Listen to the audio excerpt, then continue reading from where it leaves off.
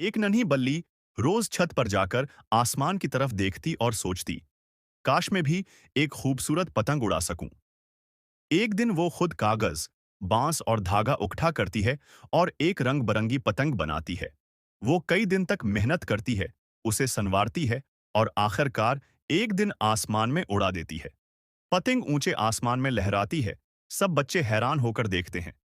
बल्ली बहुत खुश होती है, मगर अचानक एक बच्चा गुस्से में आकर उसकी पतंग काट देता है। पतंग जमीन पर गिर जाती है और बल्ली की आंखों में आंसू आ जाते हैं, क्योंकि किसी ने उसके लिए लाइक और सब्सक्राइब नहीं किया था।